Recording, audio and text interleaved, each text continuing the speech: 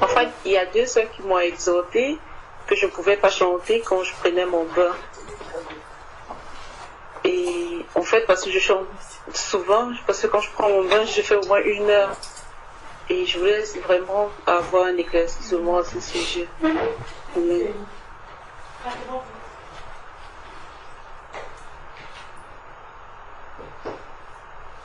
En fait, quand je dis chanter, louer le Seigneur.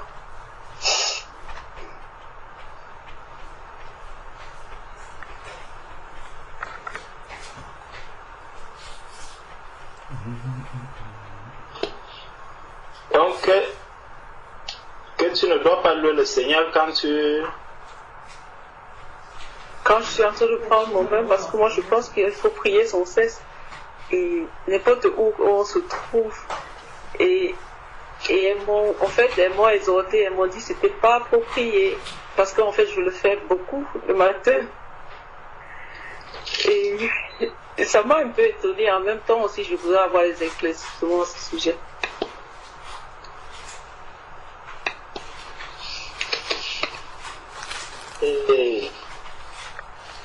Attends, je ne comprends pas le rapport entre louer le Seigneur.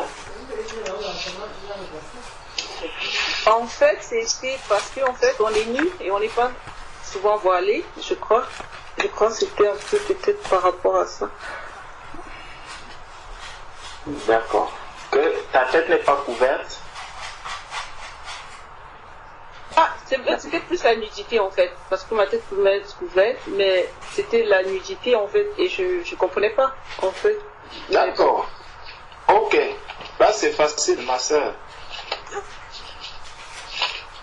Là c'est facile. Prenons Jean 4.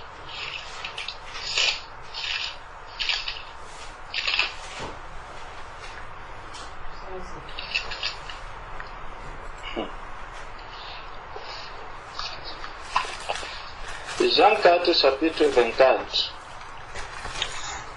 Dieu est esprit, et il faut que ceux qui l'adorent en esprit et en vérité.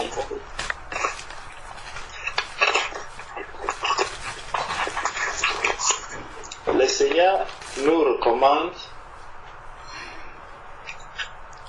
en tant que femme, de ne pas prier la tête non voilée. C'est écrit dans la Bible. Mais où est-ce que il est écrit dans la Bible que si je me lave ou si je suis nu, je ne peux pas adorer le Seigneur, je ne peux pas louer le Seigneur?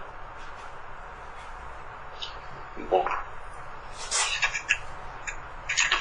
Si je prends, comment je peux m'expliquer cela?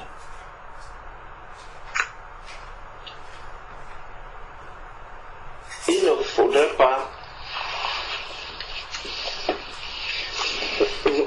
Vous savez ce qui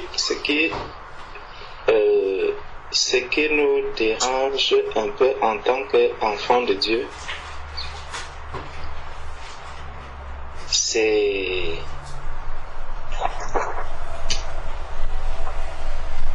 vraiment la foi. C'est que c'est comme si on ne connaissait pas Dieu, en fait. C'est comme si on ne connaissait pas le Dieu que nous sommes en train de servir, quand le Seigneur avait dit à la Samaritaine que vous adorez celui que vous ne connaissez pas. C'est comme si aujourd'hui on est enfant de Dieu, mais on ne connaît pas le Dieu que nous adorons. Dieu connaît un peu chacun de ses enfants. Dieu sait que ma fille, lorsqu'elle me loue, lorsqu'elle m'adore, ce n'est pas...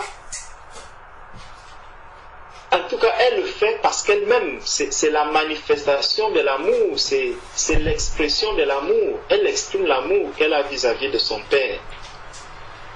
Donc, est-ce que je dois aimer mon père uniquement lorsque je suis habillé? Donc si je suis en train de me changer, il faut que j'arrête même d'adorer il faut que j'arrête même. Si maintenant tu es à la douche et que tu as envie, par exemple, de parler en langue, ta tête est couverte, tu as mis un truc sur la tête, tu es en train de prendre ta douche et puis tu sens le désir de prier pour quelqu'un, de parler en langue ou de faire ceci. Donc ça aussi, tu ne vas pas le faire. Ou tu vas quitter d'abord la douche, tu quittes la douche, tu sors, tu t'habilles d'abord, tu pries, tu finis de prier, tu retournes à la douche, prendre. En tout cas, peut-être celles qui le font, elles savent sur quoi s'appuyer, mais quand moi je lis la parole de Dieu, je ne vois pas un endroit où le Seigneur recommande de ne pas le louer. Déjà même, quand on parle même des habits, des vêtements que l'on porte, le vêtement nous rappelle quoi? Le vêtement nous rappelle le péché. Le vêtement que nous portons doit nous rappeler le péché. Dans Genèse, lorsque Dieu a créé Adam et Ève, ils n'avaient pas d'habits. Ils étaient nus. C'est après que le Seigneur est venu leur les vêtements de peau. Donc, peu importe, en tout cas, ce que je pense, c'est que la seule chose qui pourrait amener une sœur à ne pas louer le Seigneur, parce que si on parle de nu, que quand tu te laves, c'est comme un frère, quand un frère se lave, il ne doit pas aussi louer le Seigneur. Prier. Pourtant, quand moi je me lève le matin, je vais à la douche, je commence à louer le Seigneur, je vais prendre ma douche dans la louange. Donc, peut-être, frère, toi tu pourras un peu nous expliquer. Peut-être que moi aussi, je vais aussi apprendre cet enseignement-là aujourd'hui. Dis-nous comment toi tu fais. Peut-être je suis dans l'erreur par rapport à cela. Donc, moi je ne vois pas en quoi est-ce que cela est une mauvaise chose. Bon frère, je n'avais pas vu de verset biblique, mais en fait, je sais pas, en fait c'est parce qu'on ne connaît pas tout, j'avais demandé vraiment, et j'étais vraiment sérieuse parce que je le fais trop, en fait, je le fais constamment. Moi, en fait, plus la louange, moi je le fais plus à la douche en fait. Pour moi personnellement en fait. Moi-même je le fais régulièrement. Donc je pose la même question que toi aux frères qui sont là, éclairez-nous aussi.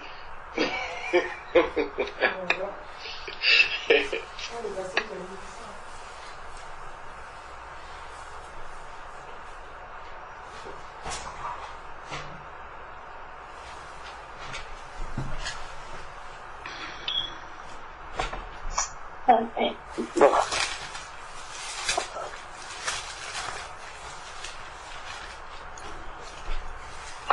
Je voulais parler, mais...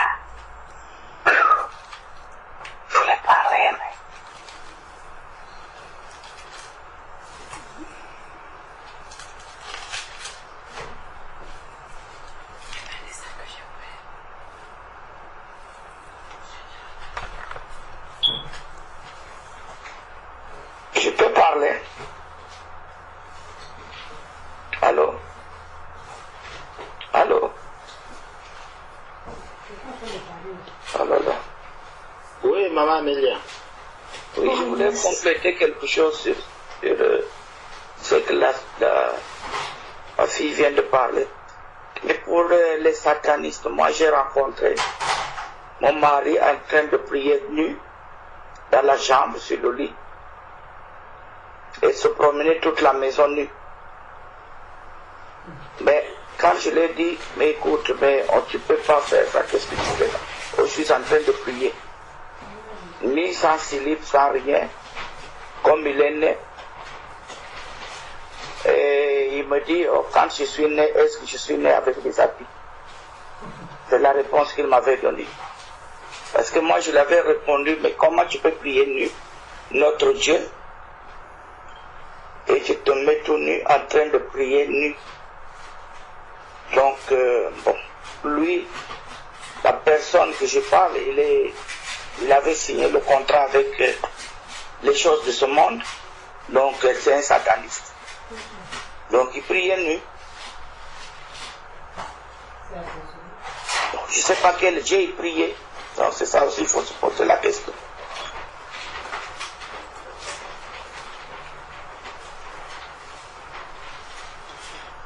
Je vais lire un passage dans la parole de Dieu et à la suite de ça, nous demander à chacun qui se posant cette question-là de pouvoir prier le Seigneur afin que le Seigneur nous éclaire personnellement pour ne pas en faire une loi, mais que chacun, selon la liberté qu'il a par rapport au Seigneur, puisse faire ce que le Seigneur va lui recommander.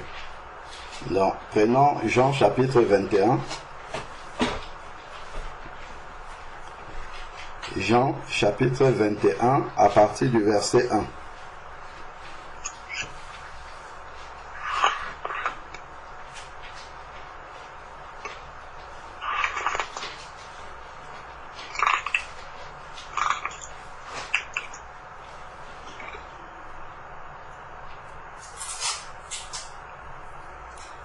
Donc, ça se passe après la résurrection.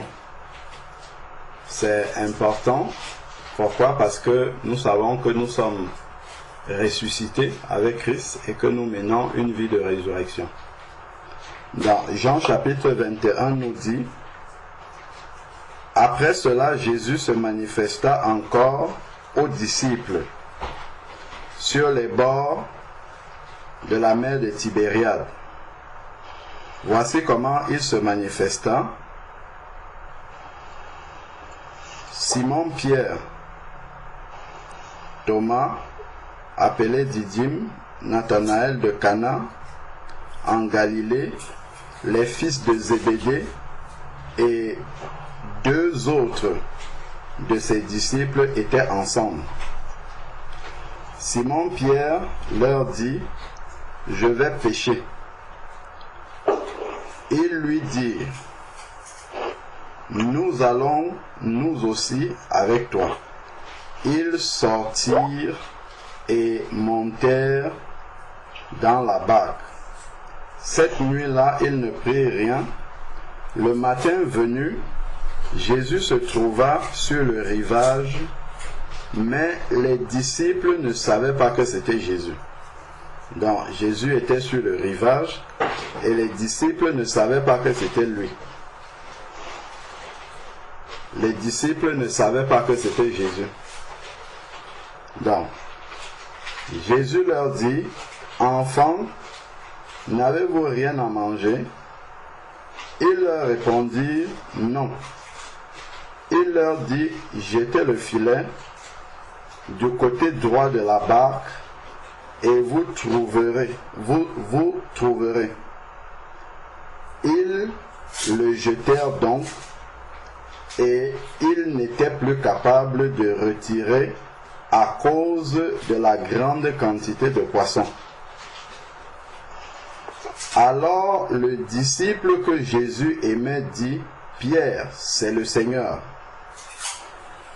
Dès que Pierre eut entendu que c'était le Seigneur, il mit son vêtement, car il était nu, et se jeta dans la mer.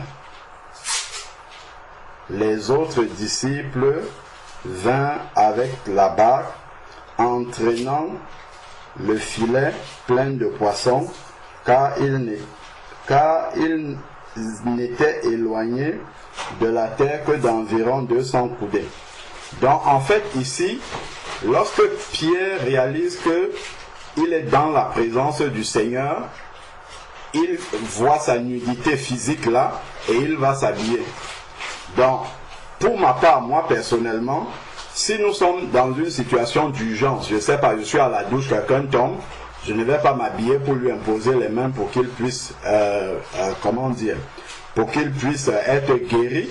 Mais autant que cela est possible, parce que le Seigneur me dit par exemple dans Romains Romains 12, verset 1, il dit de lui rendre un culte avec nos membres, et nous savons que le Seigneur demande d'être décent. Donc, autant que j'en ai la possibilité, moi je n'en fais pas une loi.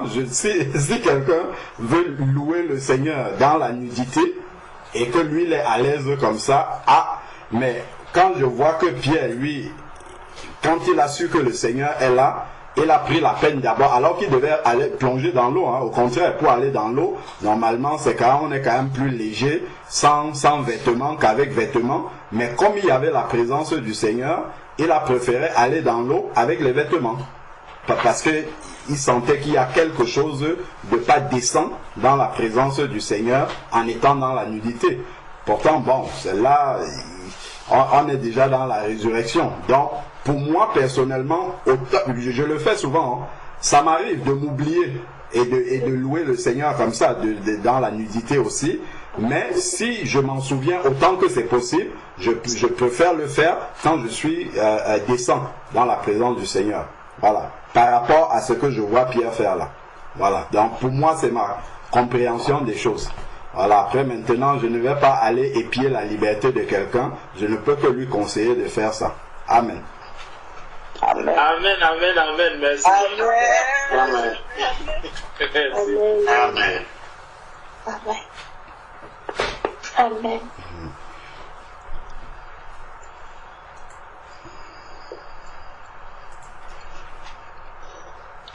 Est-ce que je peux donner un témoignage par rapport à ça?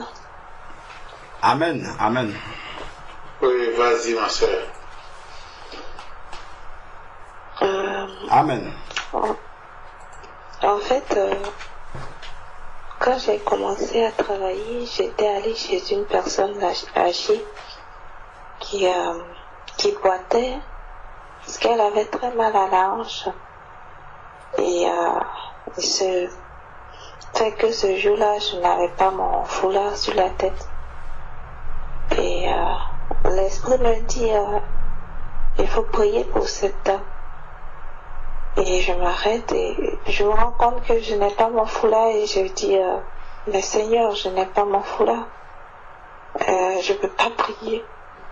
Donc, du coup, je dis dans mon cœur, quand j'aurai mon foulard, Seigneur, je vais prier. Et je suis rentrée, mais je sentais qu'il y avait quelque chose qui n'était pas normal. Donc, je demandais pardon au Seigneur. Et par rapport à ça, j'ai eu un enseignement parce que le Seigneur me dit, mais quand tu te douches, tu n'as pas ton foulard. Et quand tu me pries, tu n'as pas ton foulard. Et supposons que quand tu es en train de te doucher et que tu n'as pas ton foulard et que tu tombes et que tu fais un malaise, tu vas me prier sans ton foulard. J'ai dit oui, Seigneur. Et j'ai dit vraiment, Seigneur, pardon. Demain, quand je verrai cette femme, je prierai pour elle. Même si j'ai mon foulard ou si je n'ai pas mon foulard. Et j'ai compris que nous devons, en tant que femmes, prier en ayant le foulard.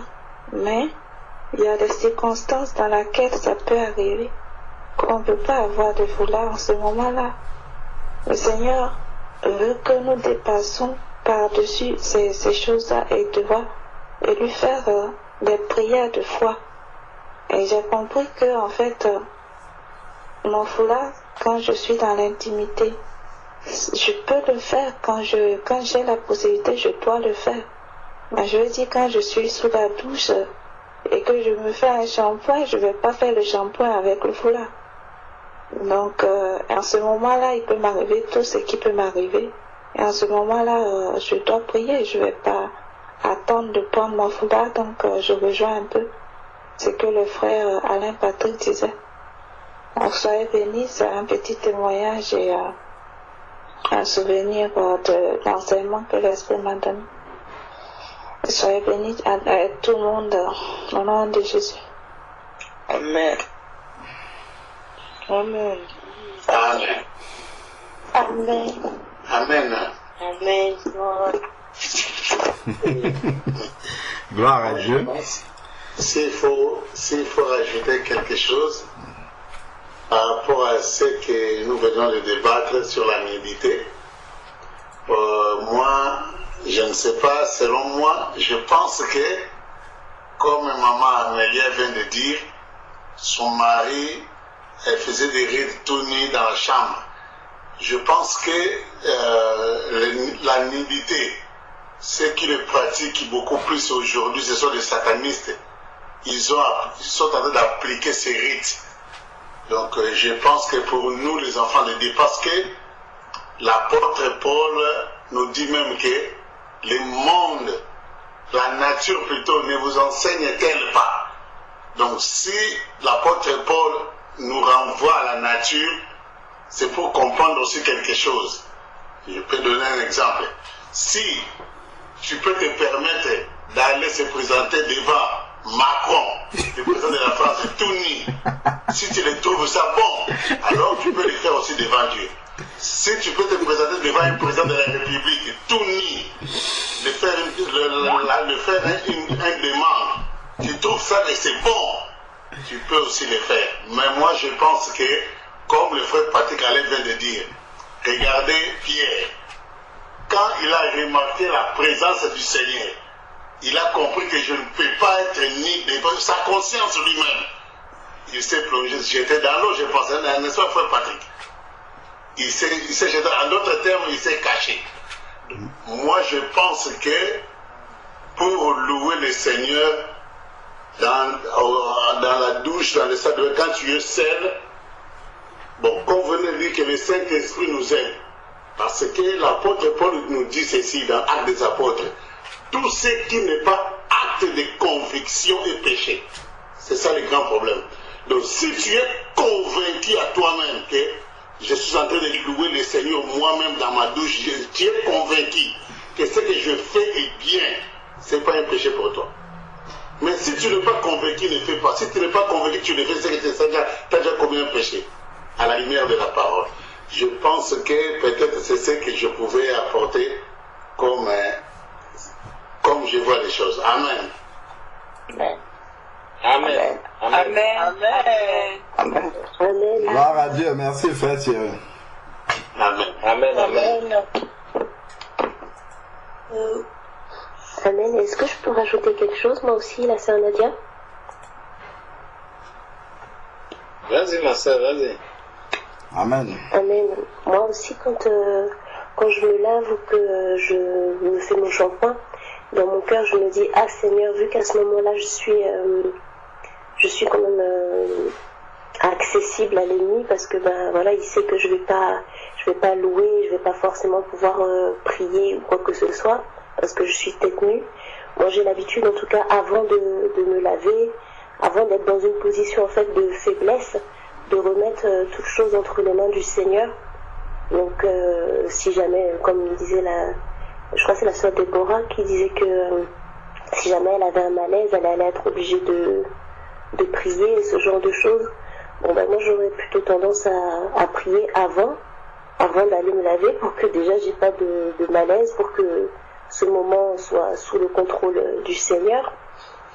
Et puis pareil, quand le Seigneur il lui dit de prier, il nous dit de prier alors qu'on n'a pas le voile, je me demande est-ce que c'est pas peut-être possible plutôt de prier dans son cœur et pas d'aller prier en face à face avec une personne et puis de lui imposer les mains, tout ça, je sais pas.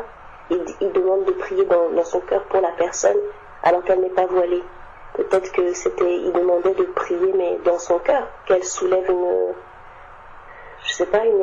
prière dans son cœur, plutôt qu'en face à face. Voilà, moi c'était mon point de vue. Et bon, je vous encourage tous à chercher vraiment la face du Seigneur et qu'il nous réponde intimement pour qu'il nous convainque vraiment par son esprit. Voilà mes frères et sœurs. Amen. Amen. Amen. Amen. Amen. Amen. Amen.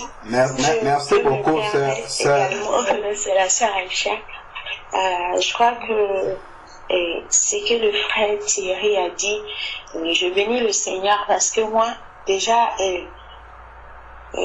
pour prier comme pour une personne ou un malade ou quelque chose, je ne me permets pas de le faire sans le foulard sur la tête déjà, parce que je ne veux pas avoir cette conviction-là que je suis en train de glorifier le Seigneur. Mais n'empêche que louer le Seigneur, en fait, à chaque fois, je chante tout le temps dans ma tête.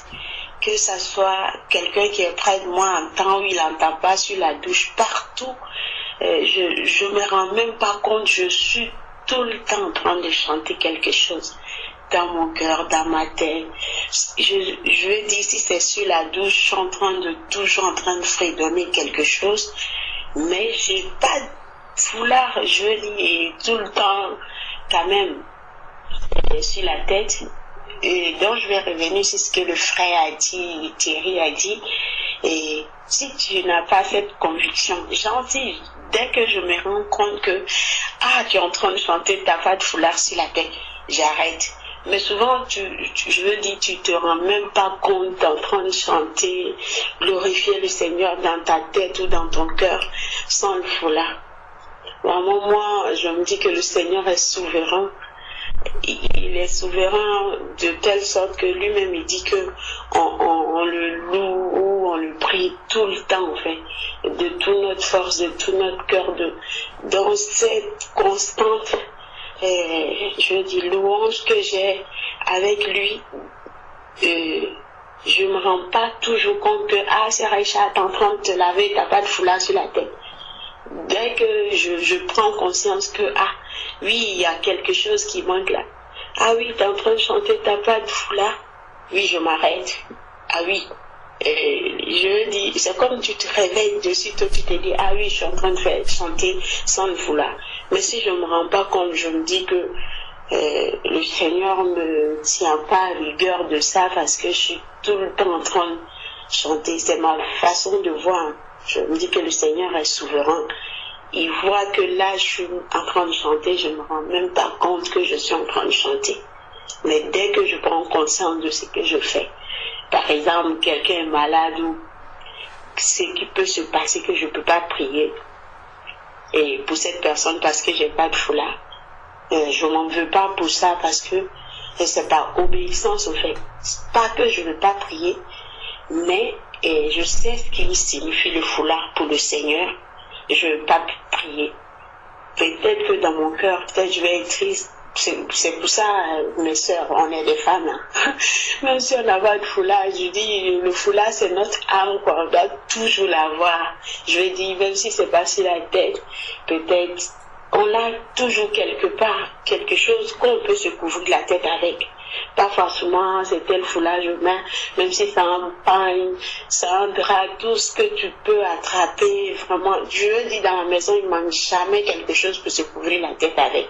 Comme on parlait de la salle de bain, il y a la serviette, quoi. Si je fais un malaise et je prends ma serviette, je me couvre la tête, je lui dis, le Seigneur est souverain. Moi, peut-être je ne sais pas si je me fais comprendre, mais moi, j'ai cette conviction-là que le Seigneur est souverain. Si je le loue dans mon cœur, ou je suis en train de le louer sans me rendre compte que, oui, tu loues le Seigneur, et il ne va pas me punir parce que tu as loué sans te fermer la tête. Mais dès que je prends conscience que je suis en train de faire quelque chose, dès que ça te fait tic dans la tête, qu'il y a quelque chose qui manque là, cherche à trouver ton foulard et à fermer la tête. Vraiment, soyons bénis et que le Seigneur nous éclaire comme la sœur l'a dit. Amen. Amen. Amen. Amen. Moi, ça m'est même déjà arrivé de prier avec un sachet plastique sur la tête parce que je n'avais rien d'autre autour de moi. J'ai pris un sachet plastique pour fermer la tête et pour prier avec. Peu importe ce qu'il y a de disponible, je vais le faire. Après, je sais pas, moi je me demande est-ce que pour la sœur Déborah, je trouve que c'était une manière du Seigneur de lui demander d'avoir toujours un foulard disponible autour du cou par exemple, et puis de pouvoir, comme on dit, le dégainer tout de suite dès qu'il y a un problème. Ça peut être ça aussi. Hein. Voilà, en tout cas, merci ma sœur Aïcha, c'est merveilleux. Sois bénie. Amen. Amen. Amen. Je voudrais dire quelque chose parce que généralement les dimanches c'est le jour que je prends beaucoup de temps pour louer le Seigneur. Donc parfois je ne fais pas toujours exprès, mais je prends aussi plus de temps dans la salle de bain parce que généralement je me lave dans la baignoire. Donc quand je suis dans la baignoire, j'ai le chapeau de bain. Je voudrais savoir si le chapeau de bain c'est une sorte de voile. Et je chante, je loue le Seigneur. Je peux faire louer le Seigneur pendant 2 heures sans me fatiguer. Et du coup, je veux dire que c'est en ce moment-là que je prends plus de la joie à chanter, à louer le Seigneur, parce que le dimanche, pour moi, c'est un jour vraiment entièrement consacré à Christ, parce que oui, les autres jours de la semaine, on est partagé entre le boulot, entre beaucoup de choses. Mais le dimanche, comme c'est un jour où on ne travaille pas, comme c'est un jour entièrement consacré au Seigneur, si on n'est pas en train de suivre un culte, de rendre un culte à Dieu, on est là pour le louer et le chanter. En fait, c'est ce que je veux célébrer son nom. Donc, je vais souvent à la douche et je m'assois là, je prends tout mon temps. Et je le loue. Et parfois, je suis même inspirée sous la douche. Donc, parfois, et je suis en maillot de bain parce que je ne veux pas que mes cheveux se mouillent. Je ne sais pas si je le fais uniquement parce que je ne voulais pas que mes cheveux se mouillent ou bien je le fais justement instinctivement, donc je ne sais pas.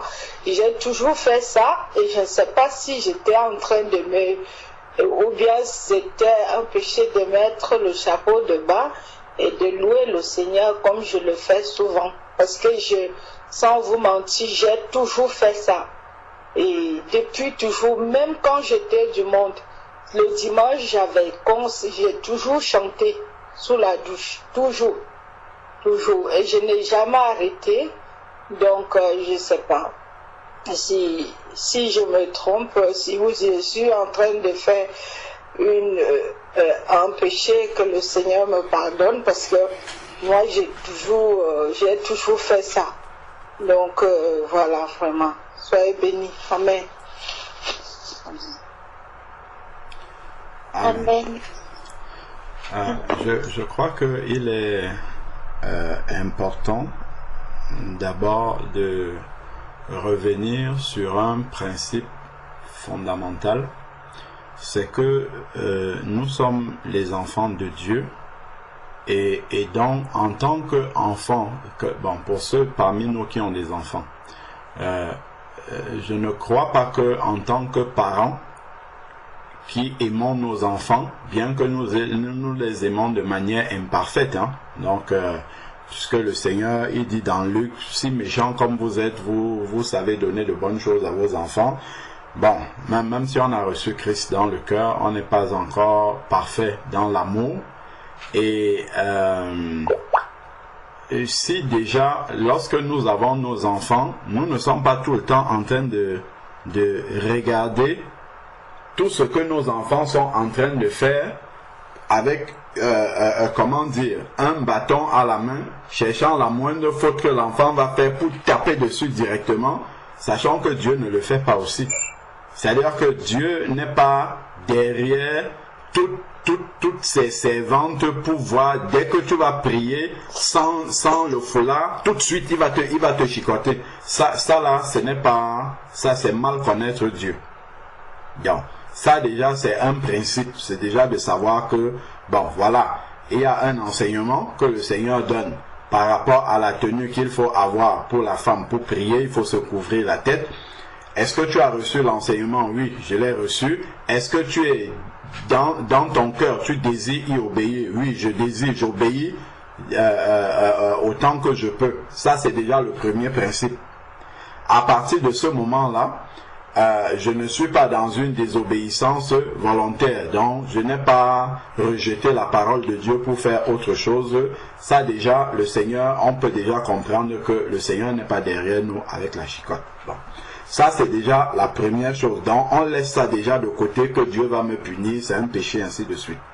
Maintenant, ce qui compte le plus, c'est que je suis un enfant de Dieu et j'aime mon Seigneur.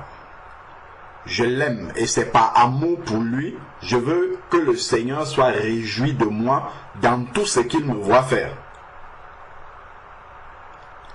Dans la manière dont il me voit, me chercher à lui, à réjouir son cœur, que vraiment le Seigneur prenne plaisir à ça. C'est ça qui doit me pousser en fait à rechercher toujours la volonté de Dieu.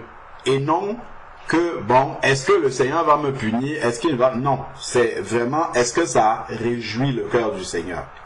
Donc, maintenant, 1 Corinthiens chapitre 11 dit au verset 5. Toute femme, au contraire, qui prie ou qui prophétise, la tête non voilée, pour les frères aussi, hein. Moi aussi, ça m'arrive quand je suis sous la couette. Moi, j'aime dormir en mettant la couette au-dessus de ma tête. Mais quand je pense à prier, il faut que j'enlève cette couette-là. Moi, ça m'arrive souvent. Je suis dans le sommeil, mais je suis en train de prier. Même dans le sommeil, je me rends compte que non, là, il y a quelque chose qui ne va pas. Bon, ça, c'est juste pour dire que même pour les frères, hein, ou bien même dernièrement, mardi, lorsque vous étiez en train de prier à midi, moi aussi j'étais en train de prier, j'étais pas avec vous, mais j'étais en train de prier. Et je priais en marche, c'était pendant la pause, je priais en marchant sur la rue, dans la rue, et il pleuvait bien. Et j'avais une capuche, je voulais bien mettre ma capuche, au moins pour pouvoir continuer. Donc j'avais le choix, mettre ma capuche et ne pas me mouiller, et donc ne pas prier, ou alors prier et puis me mouiller. J'ai choisi de prier parce que j'avais juste 1 heure de pause, il fallait que je prie, et j'ai choisi plutôt prier et me mouiller. Voilà, donc c'est un choix qu'on peut faire. Comme j'aurais pu dire, bon, Dieu va comprendre, sauf que Dieu ne comprend pas. Ça serait une désobéissance dans mon cœur. Bon, c'était juste pour dire que même les hommes, hein, bon, on rencontre aussi ces problèmes-là parfois. Il y a des circonstances. Je sais que pour les sœurs, c'est un peu plus. Bon, donc ici, au verset 5, il dit, toute femme au contraire qui prie ou qui prophétise, la tête non voilée déshonore son chef. C'est comme si elle était rasée. Bon, après, il explique.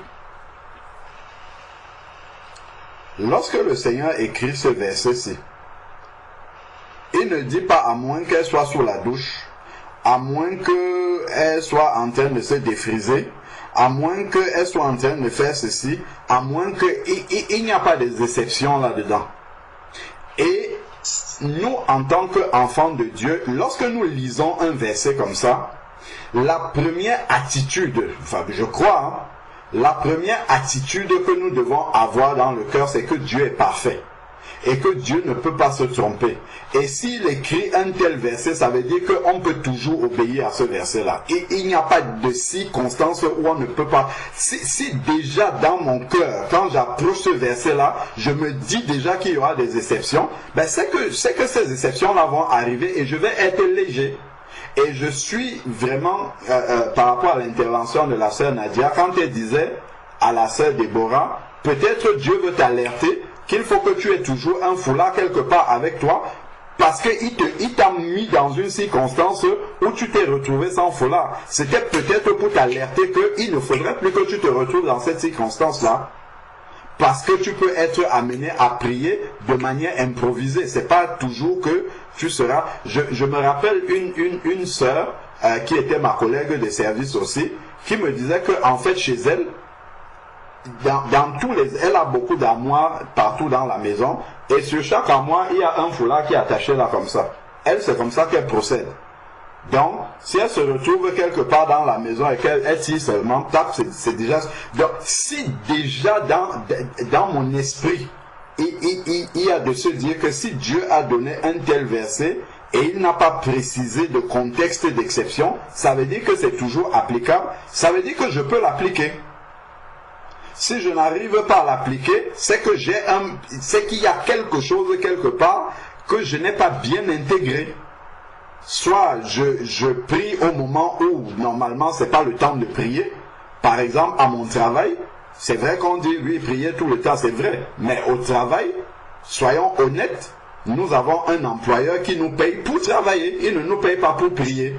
Il nous paye pour travailler. Et je serais d'avis comme la sœur Nadia à prier avant d'aller au travail. Et si j'ai besoin de prier, alors à un autre moment, je vais aux toilettes, je prie, je prends une pause ou bien, je ne sais pas, en tout cas, je me débrouille pour pouvoir prier. Donc, je me dis déjà que, donc, en fait, si je n'arrive pas à obéir, c'est que ce n'est pas la parole de Dieu qui a un problème.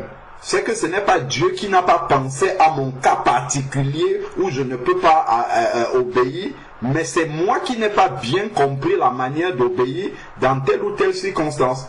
Non, moi, par rapport à la parole de Dieu, c'est comme ça. Donc, c'est plutôt vers moi que je dois me retourner pour examiner un peu la circonstance où j'ai pu me présenter devant le Seigneur. Par exemple, si je me mets à louer le Seigneur vraiment sans foulard, est-ce que réellement j'étais en train de louer en esprit en vérité? Ou bien c'était juste que j'aime fredonner et que la mélodie la mélodie excite bien mes sens. Moi je sais que quand je suis sur la douche, quand celle-ci me vient de chanter, c'est plus la mélodie que j'aime. C'est ça, c'est pas vraiment une adoration spirituelle. Je sais que quand je veux monter dans une adoration spirituelle, peu importe ce que je suis en train de faire, là mon esprit est réveillé. Et là il n'y a pas quelque chose que je vais faire de travers. Parce que mon esprit est réveillé et je suis spirituellement conscient de ce que je suis en train de faire. C'est pas quelque chose d'inconscient. Donc, pour une sœur également, je crois vraiment que si on s'approche de ces versets-là, en se disant que si Dieu a mis ça comme ça dans sa parole, et que il n'a pas mis d'exception, c'est que normalement je peux pouvoir obéir tout le temps. Juste déjà d'avoir sa conscience. Si j'ai déjà ça dans mon esprit, je suis sûr que ça va arriver pratiquement. Dans la pratique, j'arriverai à le mettre. Mais si déjà dans mon esprit, j'ai déjà intégré qu'il y aura des exceptions, et là, je vais commencer à dire, si tu es sur, je ne sais pas moi, sur un lit d'hôpital, si tu es en salle d'opération, je vais commencer, moi-même, le diable va commencer à me mettre plein d'exemples d'exceptions où je crois que je ne peux pas me couvrir la tête. Et là, je vais me dire, oui, effectivement, il y a des moments où je ne peux pas me couvrir la tête. Et je vais accepter ça. Et puis, quand ça va arriver, je vais dire, c'est comme ça. Dieu. En fait, ce que je ne dis pas, en réalité, c'est que Dieu n'a pas prévu ce cas-là. Dieu n'a pas pensé que dans ce cas-ci, je ne peux pas obéir. C'est ça que je confesse. Quand je me présente devant le Seigneur sans couvrir la tête, c'est ce que je confesse devant ce verset-ci. Ce que je suis en train de confesser au Seigneur, c'est que, Seigneur, ce cas-ci dans lequel je me trouve, tu ne l'as pas prévu dans ta parole.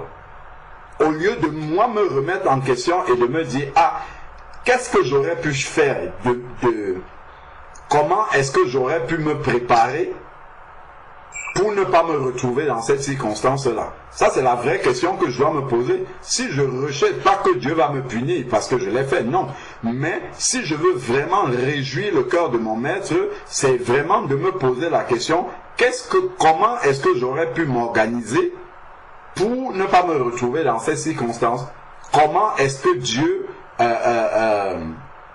comment est-ce que le Seigneur aurait pu, si j'avais bien écouté le Saint-Esprit, comment est-ce que j'aurais pu m'organiser afin de pouvoir être dans l'obéissance au Seigneur, même dans cette circonstance qui arrive de manière improvisée. Moi je dis par rapport, là on parle pas de prier sous la douche, là on parle des versets clairs, comme celui-ci où c'est écrit que toute femme qui prophétise couvre la tête. Là c'est un commandement, c'est un verset qui est clair auquel on doit obéir. Là ce n'est pas une conviction de l'esprit, là c'est un commandement auquel il faut obéir.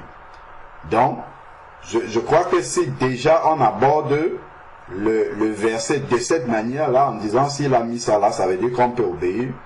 Le Seigneur déjà va nous aider et puis nous éclairer sur ce qu'on peut faire mieux pour pouvoir obéir.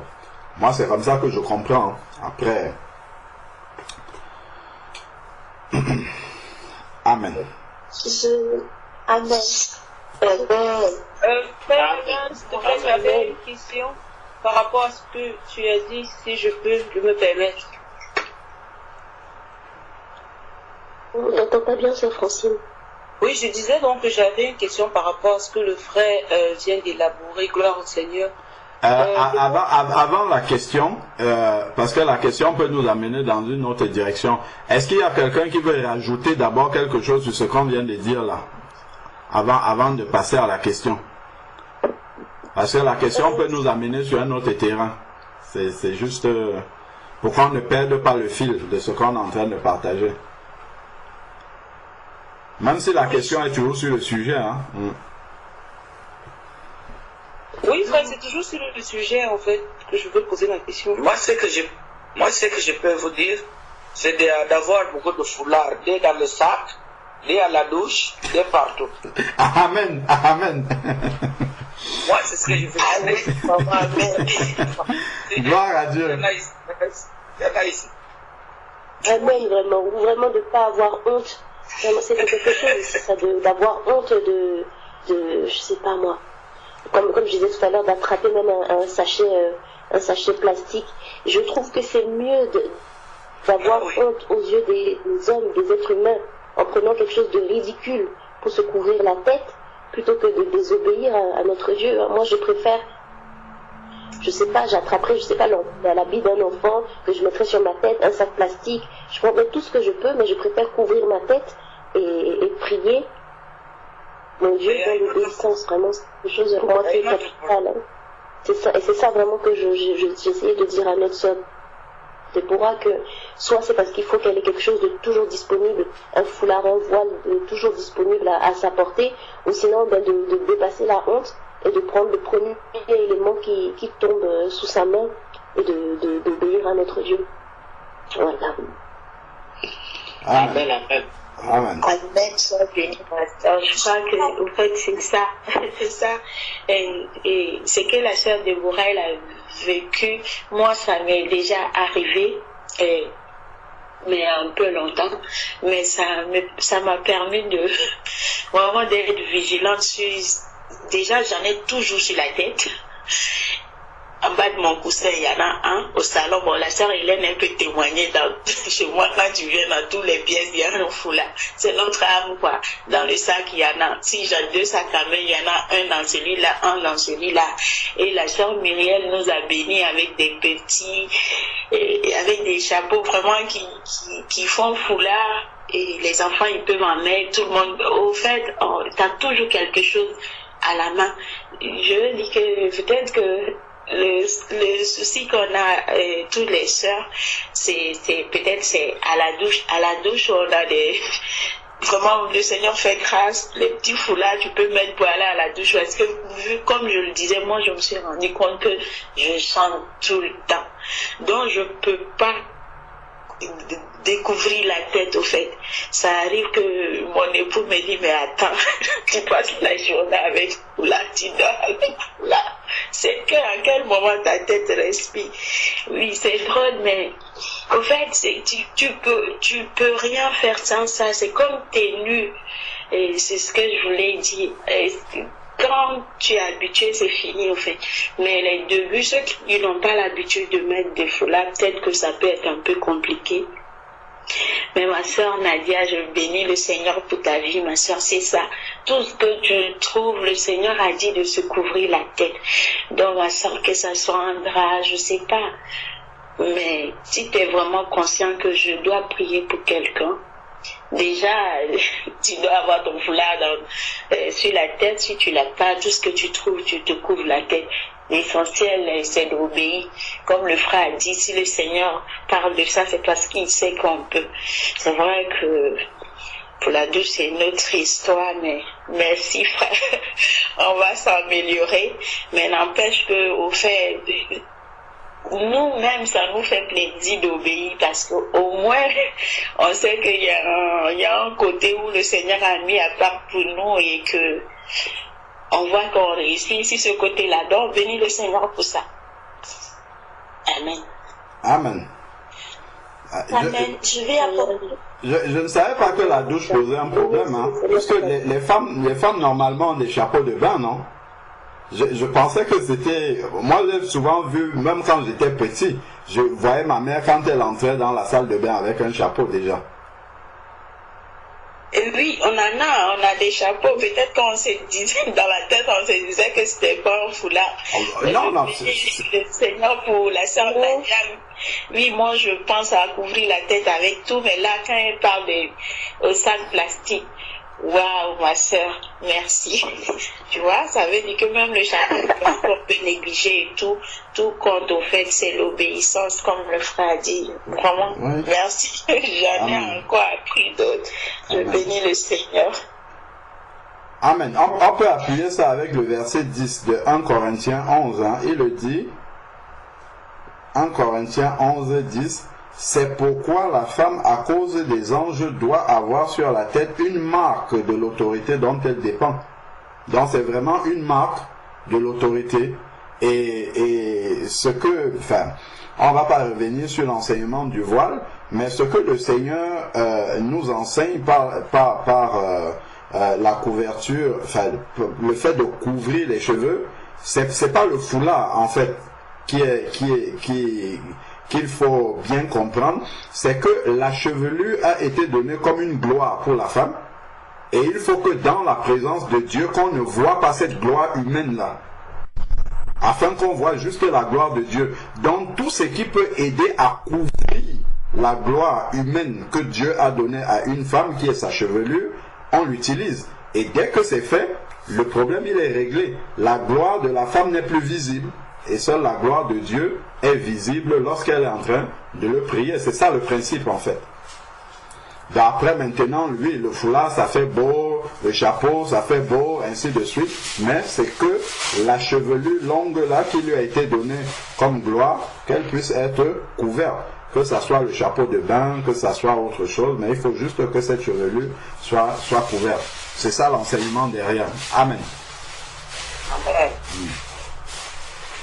Amen. Amen. Je vais pouvoir parler. Oui, je vais amener mon témoignage par rapport au foulard.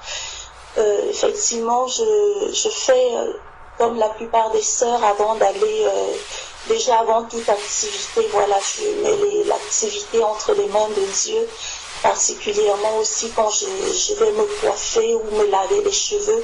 Je lui dis voilà, je vais commencer ce soin, je le remets entre tes mains et je prie avant. Et souvent il arrive du coup, parce que c'est le moment, c'est souvent le seul moment où je peux laisser mes cheveux respirer, parce que même quand je dors, j'ai un foulard sur la tête. Et généralement, il m'est arrivé, du moins, je me suis posé des questions comme la sœur, du coup, Déborah, s'il m'arrivait quelque chose sous la douche, est-ce que et que j'avais pas possibilité d'aller chercher le foulard, voilà, une fracture ou quoi que ce soit, comment je ferais, est-ce que l'Éternel ne m'écouterait pas si je prie à ce moment-là. Et puis j'ai eu dans le contexte du travail, quand j'ai repris le travail en décembre de l'année dernière, du coup je m'étais reconvertie à Dieu, et donc du coup je mettais le foulard sur ma tête tout le temps. Je travaille dans un secteur où je suis amenée à voir des gens je conseille des personnes, et je faisais, avant de voir chaque personne, j'avais besoin de prier, même si c'était juste une petite prière acquise dans mon cœur, mais voilà, ça me tenait à cœur, effectivement, avec la Bible qui dit il faut prier sans cesse. Et j'ai connu des difficultés à mon travail suite à cela, mes collègues, du coup, je pense, je ne me comportais plus vraiment comme la personne qu'ils avaient connue, et cela a créé, avec plein d'autres choses, je pense, rajouter, du moins, avec l'œuvre de l'ennemi, j'ai envie de dire, parce que c'est pas contre eux, je ne leur en veux pas du tout. Et du coup, j'ai eu des difficultés à mon travail, essentiellement parce que pas essentiellement, mais parce que je mettais le foulard et que dans la charte de la laïcité et de la neutralité, il était interdit d'avoir un signe ostensible, voilà, qui montrait qu'on relevait d'une croyance spirituelle ou autre. Et donc aujourd'hui c'était le jour où on devait l'administration devait se prononcer pour j'avais appelé le frère pour en discuter parce que j'ai eu une mesure disciplinaire et du coup je m'interrogeais un petit peu sur est-ce que j'avais bien fait ou j'avais pas bien fait et le frère m'avait dit qu'il faut agir avec sagesse, peut-être remettre l'action, mes activités avant d'aller au travail, voilà, les remettre à Dieu ou agir avec sagesse en mettant au couvre-chef. Et en fait, aujourd'hui, pendant la mesure disciplinaire, ils ont ressorti la jurisprudence. Il y a eu des personnes qui ont été révoquées carrément parce que même les couvre-chefs, voilà, c'est la neutralité, c'est la laïcité, donc on ne doit pas mettre même des couvre-chefs. Et pendant ce qui s'est tenu aujourd'hui, je priais dans mon cœur. Du coup, j'avais pas de foulard. Parce que, du coup, suite à cela, j'ai vraiment commencé, déjà quand je le mettais tout le temps, malgré que la hiérarchie m'avait interpellée, j'avais présenté cette histoire à Dieu. Et la conviction, c'était je devais mettre le foulard. C'était vraiment ma conviction à ce moment-là. Parce qu'à un moment, j'avais arrêté pendant une semaine de le mettre. Et je me sentais abandonnée, j'avais plus aucune communion avec l'Éternel et du coup j'étais obligée de partir du CMS et de me couper de mon équipe pour aller prier. Et donc voilà, je devais le mettre tout le temps.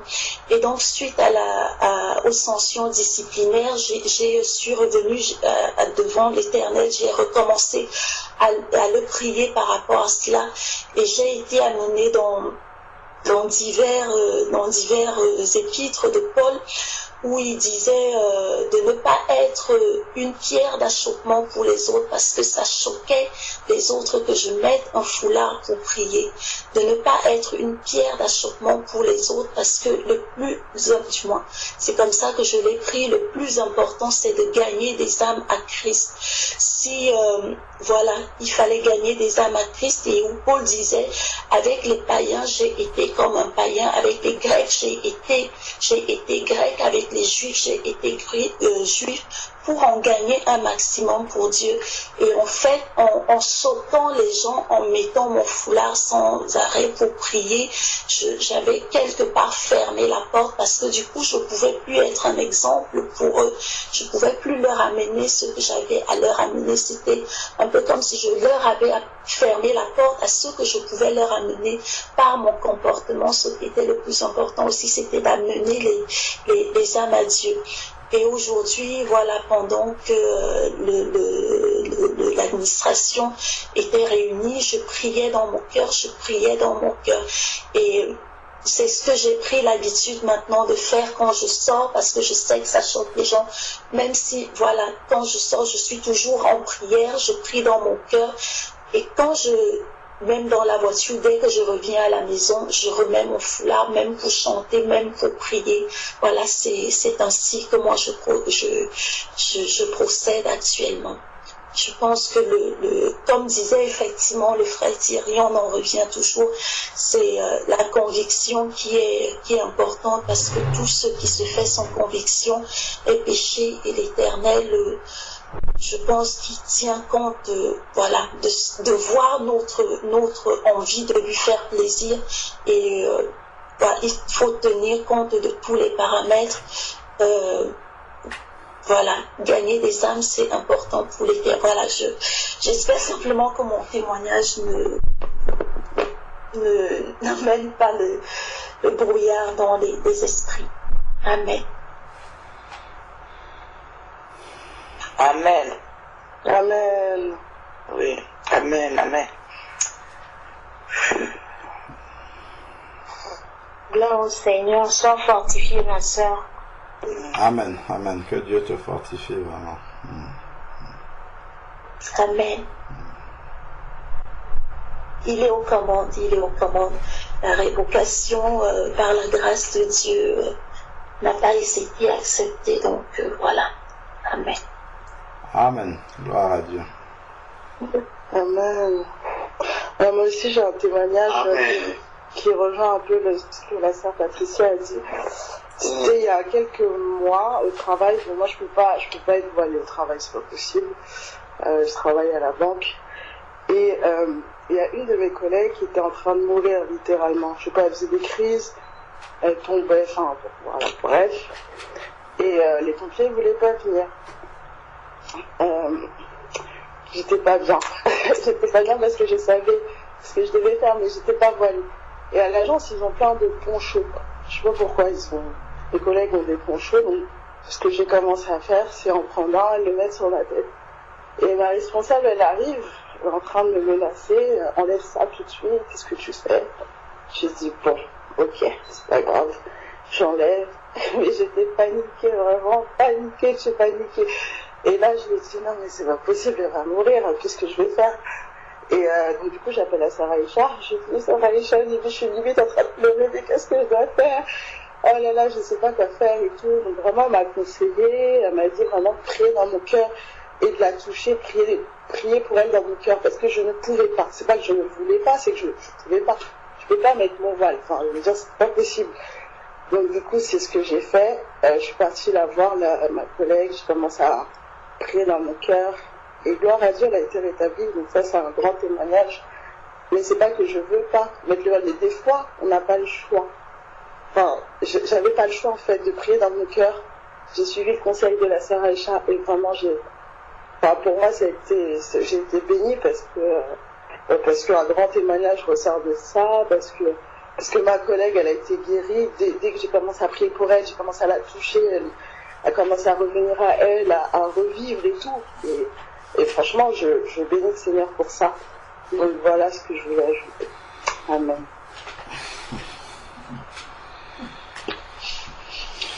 Amen. J'ai un problème.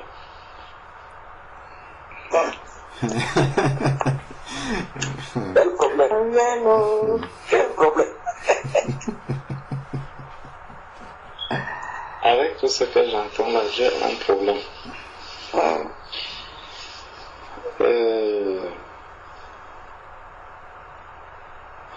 Vous savez, le diable est tellement rusé. Et le Seigneur nous a prévenus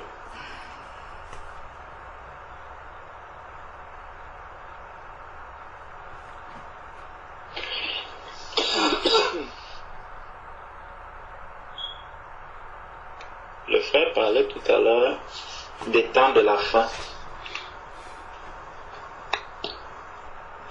Nous sommes dans les temps de la fin.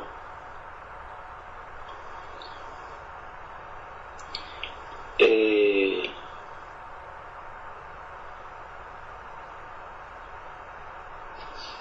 vous savez que la fin des choses ne va pas... Il n'y aura pas une sonnerie où on va sonner une trompette en disant que bon voilà, on est déjà à jour J -2 du retour de Jésus. On est déjà à jour J-1 du retour de Jésus.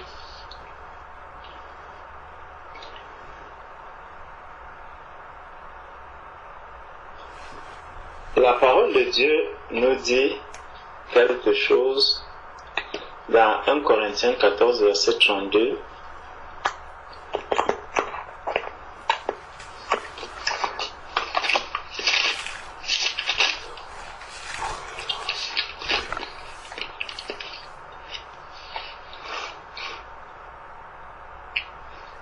Et il dit, les esprits des prophètes sont soumis aux prophètes, car Dieu n'est pas un Dieu de désordre, mais de paix.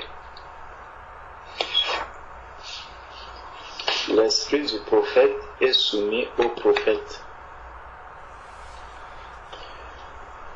Moi, de ma compréhension de la parole de Dieu,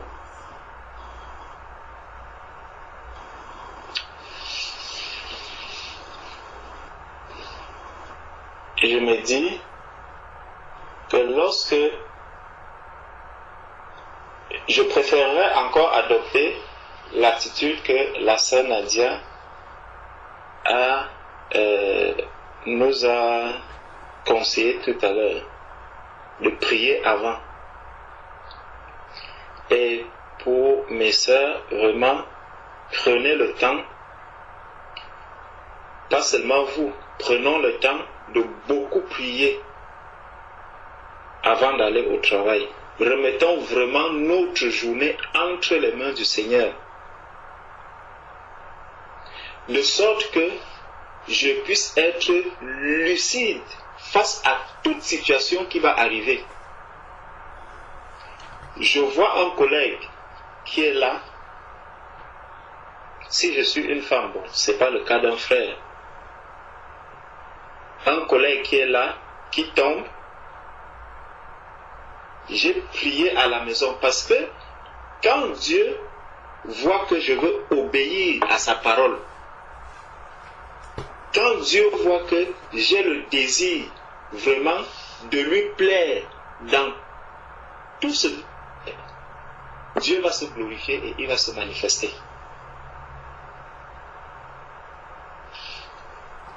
Parce que le diable sait que Dieu n'autorise pas une femme. Il n'a pas dit que toute femme qui prie ou qui prophétise dans les conditions favorables déshonore son chef. Non, ce n'est pas ce qu'il a dit. Il a dit toute femme qui prie ou qui prophétise la tête non voilée déshonore son chef.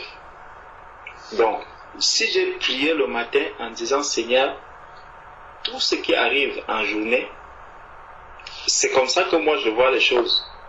Tout ce qui arrive en journée, Seigneur, je remets cela entre tes mains. Et je ne veux pas te désobéir. J'ai été recruté dans un endroit où je travaille pour des hommes. Donc c'est toi qui me dis que je dois travailler. Donc je vais travailler en ce moment. Et tout ce qui arrive, Père, cela est entre tes mains.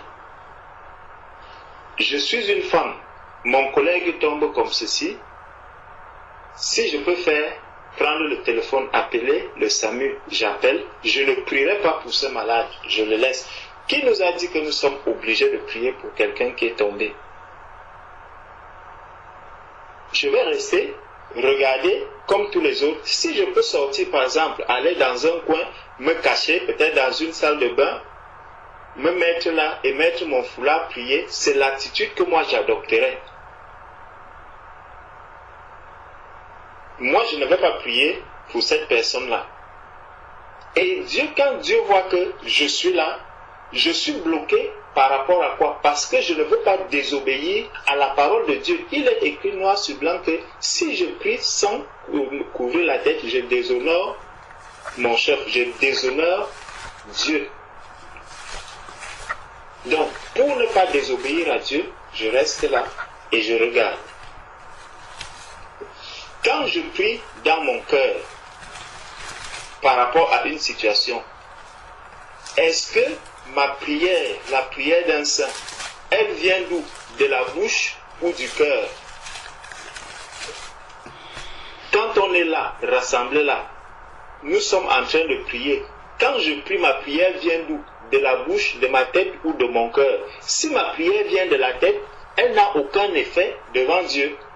Parce que Dieu est venu changer mon cœur pour que le cœur que j'ai maintenant, c'est lui qui doit l'adorer, c'est lui qui doit le louer.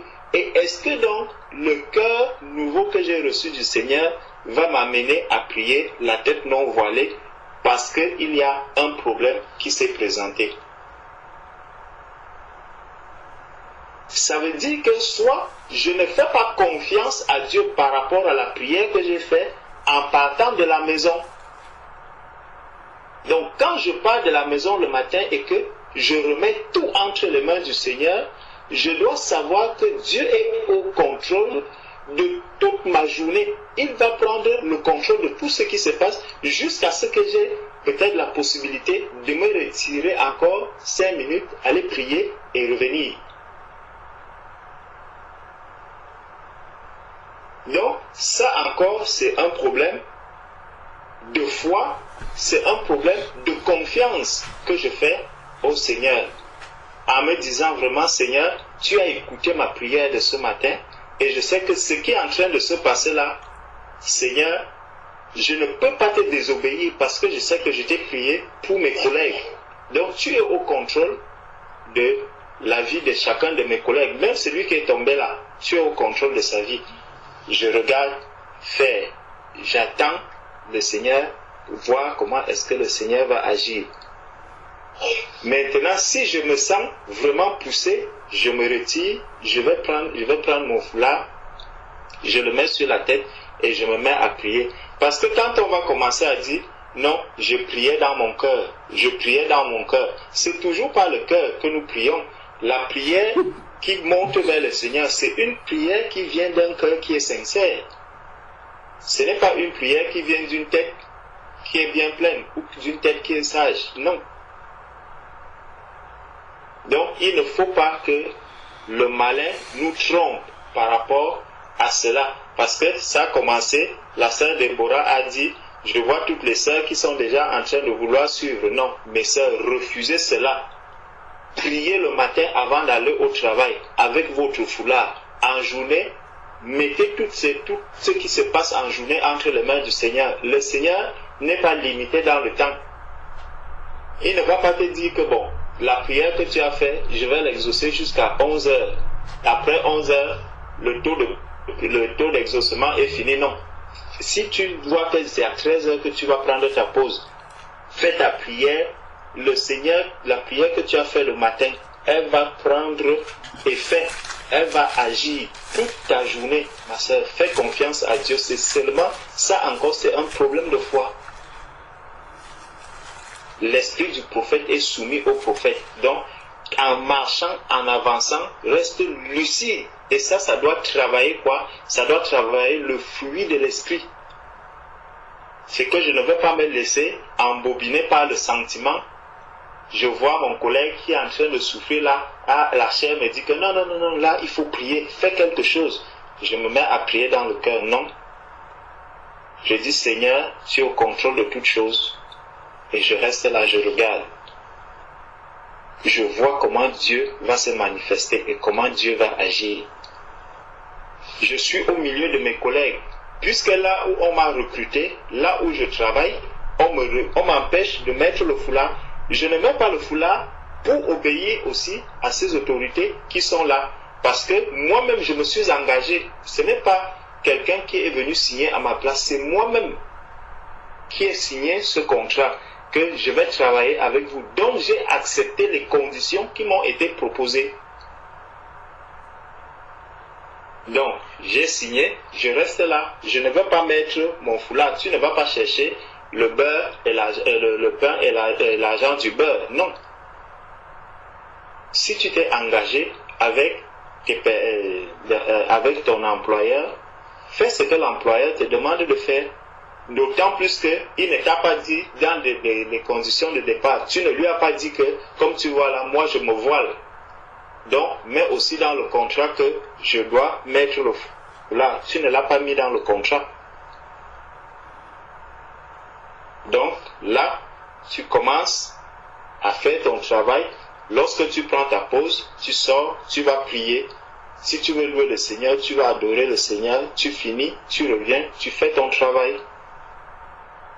Et ça, moi je crois que en restant de cette manière, ça nous amènera aussi à savoir faire confiance à Dieu. De sorte que quand je lève vraiment la prière, si je sais que j'ai toute la journée-ci, ou je compte sur la prière que j'ai faite le matin, sans cette prière, si je ne m'appuie pas vraiment sur cette prière, ma journée est totalement gâchée. Alors je vais prier le matin avec foi. Avec foi, jusqu'à ce que je me dis, waouh, je commence à regarder le temps. J'ai fini le travail à 18h. Donc ma prière du matin, là, elle doit tenir jusqu'à 18h. Tant que 18h arrive, et ma foi reste attachée à Dieu en ce moment-là. Mais comme je sais que je peux même désobéir, je me mets à prier dans le cœur en journée. La prière même que j'ai faite le matin, je vais encore la reprendre. Non. Commençons à avoir foi, la foi au Seigneur. Tu donnes une parole, tu sens que cette parole-là pèse devant le Seigneur. Seigneur, prends le contrôle de ma journée. Tu mets foi dans cette parole-là et toute la journée, tu seras en paix. Tu ne seras pas embêté, tu ne seras pas dérangé parce que tu sais que le Dieu que tu as prié, il a exaucé cette prière-là. Il dit, si vous demandez quelque chose à mon nom, croyez que vous l'avez reçu. Et vous verrez cela s'accomplir. C'est ce que la parole de Dieu dit.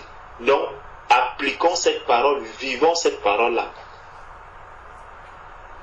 Ne désobéissons pas à Dieu. Voilà ce que moi je pouvais vous donner comme conseil. Que Dieu vous bénisse, mes sœurs. Amen. Amen. Amen. Amen. Oh, ma soeur Hélène, je te demande pardon, je t'ai amené à la faute. Pardonne-moi, oh ma soeur. Le Seigneur me fait grâce. Moi, au travail, vraiment, je bénis le Seigneur. Là où on travaille le matin à la cuisine, comme on a les charlottes, l'après-midi, je vois ma collègue arabe qui enlève le voile quand elle arrive au travail. Comme moi, j'ai un foulard. Personne ne m'a jamais dit, ne mets pas de foulard pour venir ici. Vraiment, j'ai pas de problème. Tout ce qu'on m'a dit, il faut pas louer le Seigneur ici. Et c'est pas, l'école est laïque, les trucs comme ça, mais bon. Vraiment, par rapport à me couvrir la tête, j'ai jamais eu de problème par rapport à ça. Donc, ma soeur Hélène, je te demande pardon de t'avoir poussé à la faute parce que je ne peux pas imaginer ce que tu peux vivre toute la journée sans foulard. C'est vraiment compliqué, donc pardonne-moi. Amen. Je vais lire un verset qui peut nous aider à bien comprendre l'exhortation que le frère Georges vient d'apporter pour les sœurs. Si nous prenons Matthieu chapitre 6.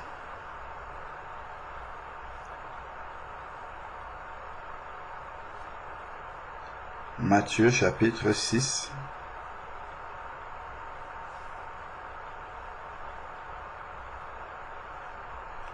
Prenons à partir du verset 7. Matthieu chapitre 6, à partir du verset 7. En priant, ne multipliez pas de vaines paroles,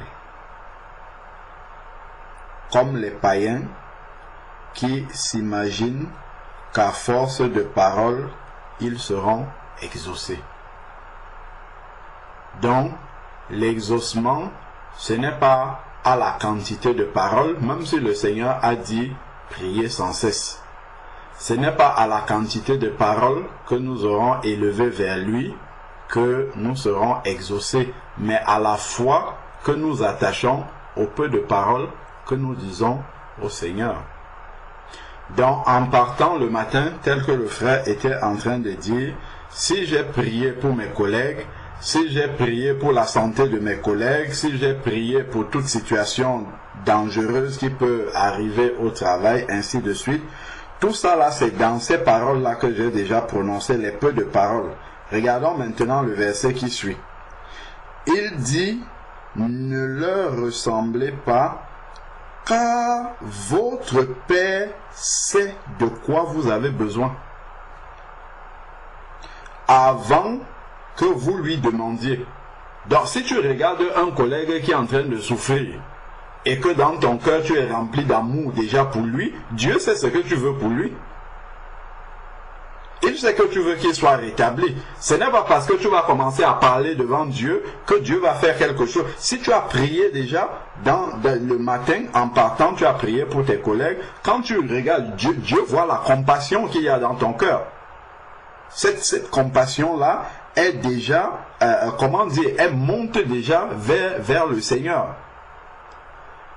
Donc, si tu n'es pas dans la capacité, l'environnement, parce qu'effectivement, tu es lié par le contrat aussi, hein, le frère le disait, il ne faut pas qu'on oublie ça, que ton oui soit oui. En signant un contrat, c'est oui, c'est devant les hommes, mais c'est devant Dieu aussi. Donc, nous avons signé un contrat dans lequel il y a la laïcité et tout ça. Bon, souvent, quand nous trouvons le travail, nous disons que c'est Dieu qui nous a donné le travail. Si Dieu nous a donné le travail, c'est qu'il y a cette part-là aussi dedans. Donc, il nous a donné ce travail-là en sachant que, bon, là-bas, on ne veut pas que je couvre la tête. Donc, il n'y aura pas de prière là-bas. Et donc, je vais prier le matin, à ma pause ou entre deux si je peux. Mais je serai obligé de respecter le règlement qu'il y a là-bas.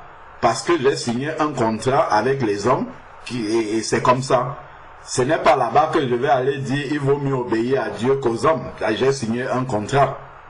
Donc, et ce contrat-là, ou bien, effectivement, on fait comme le frère Georges dit, lorsque je viens négocier mon contrat, je prie déjà avant de dire au Seigneur, bon, je vais aller là-bas pour signer un contrat, je vais leur dire que, ou bien je me voile, ou bien je ne travaille pas pour vous.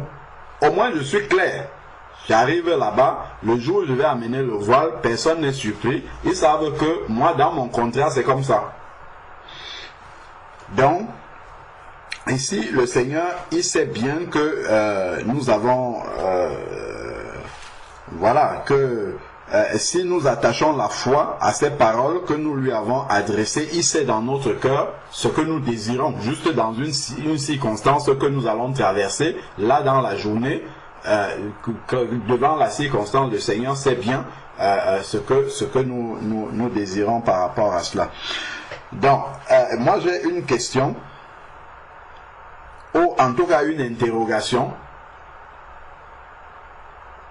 Et ma question ou mon interrogation, en fonction de la croissance que nous avons dans la foi, parce que justement, le frère parlait de la foi tout à l'heure. Est-ce que nous devons toujours prier pour les malades?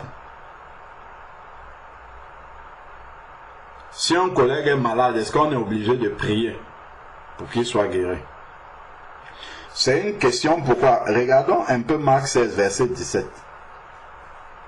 Je suis en train de me poser cette question-là. Commençons au verset 16. Celui qui croira et qui sera baptisé sera sauvé.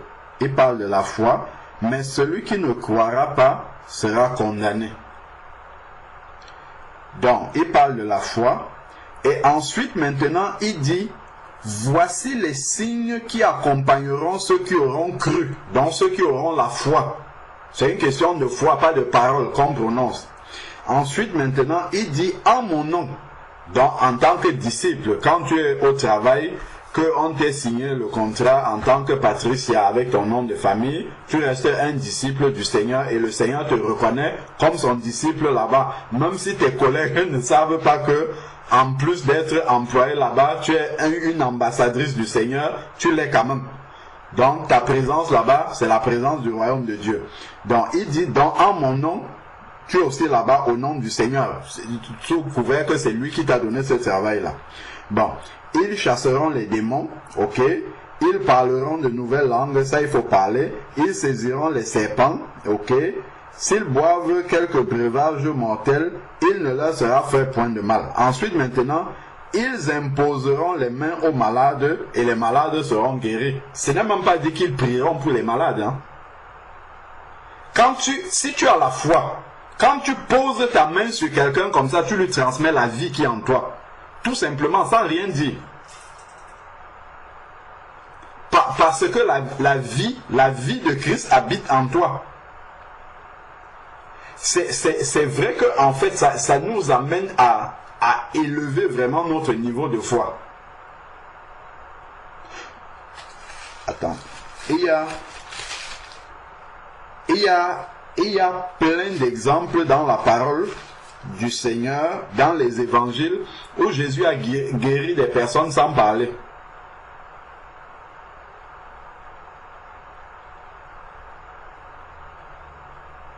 Jésus vient il touche juste la main de quelqu'un qui est malade comme ça, et la personne est guérie.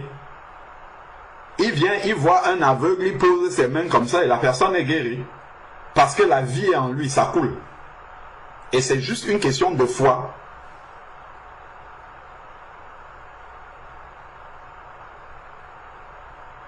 Et je me demande si ça ne peut pas aider non plus.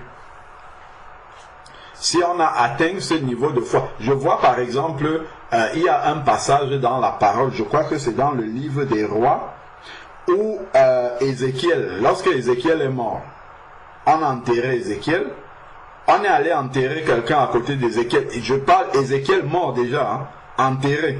On a enterré une autre personne à côté d'Ézéchiel.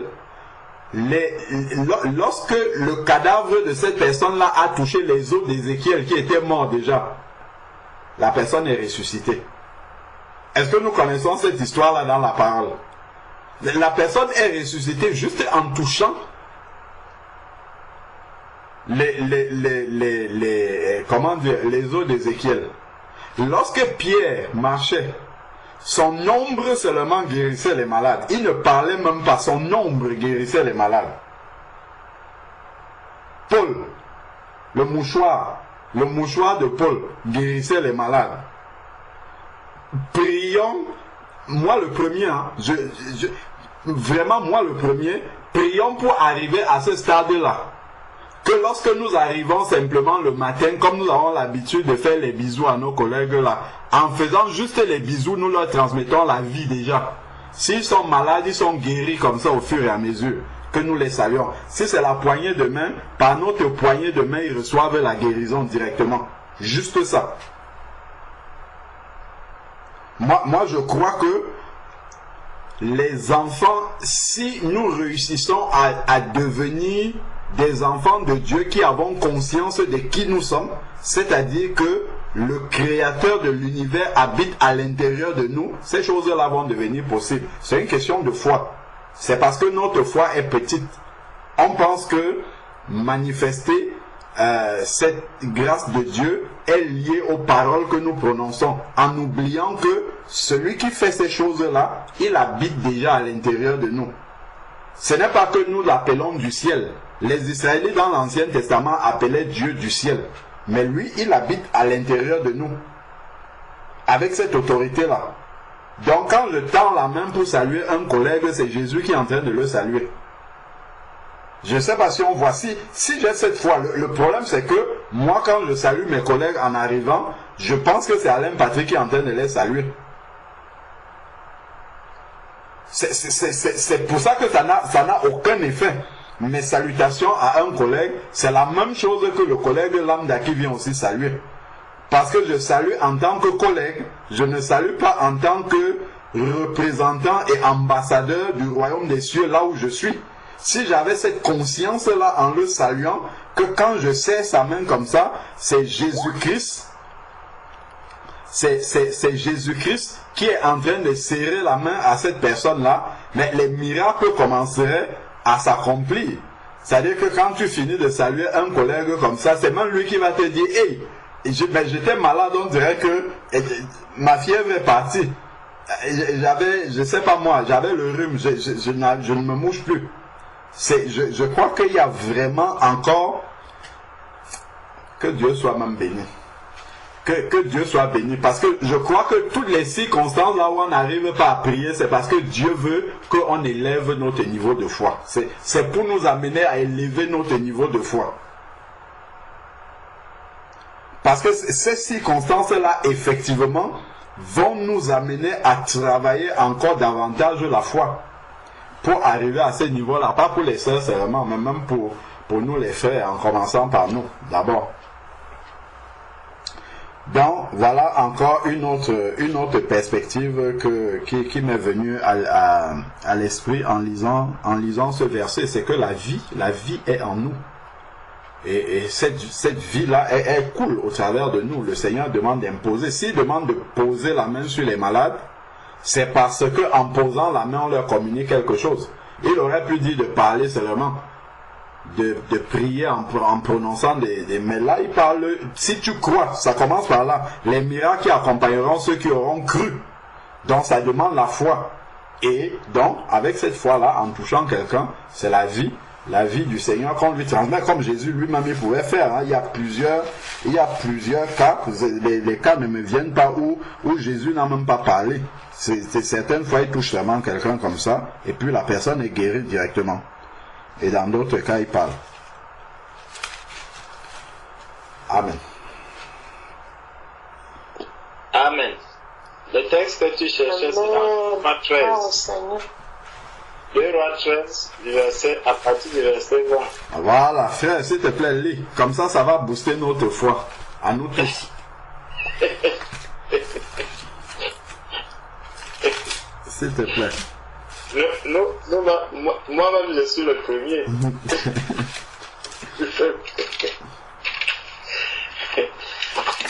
Que Dieu nous vienne en aide. Amen. Donc, 2 Rois, chapitre 13, à partir du verset 20. Bon, prenons à partir du verset 18. Élisée dit encore, prends les flèches, et il les prit. Élisée dit au roi d'Israël, frappe contre terre, et il frappa 3 fois, et s'arrêta. L'homme de Dieu s'irrita contre lui et dit, il fallait frapper 5 ou 6 fois, alors tu aurais battu les Syriens jusqu'à leur extermination. Maintenant, tu les battras 3 fois. Élisée mourut et on l'enterra. L'année suivante, les troupes de Moabites pénétrèrent dans le pays, et comme on enterrait un homme, voici on aperçut une de ces troupes, et l'on jeta l'homme dans le sépulcre d'Élisée. L'homme alla toucher les os d'Élisée, et il reprit vie et se leva sur ses pieds. Gloire à Dieu. Les os d'un enfant de Dieu. Amen. Et Élisée, Christ n'habitait pas à l'intérieur d'Élisée. Hein?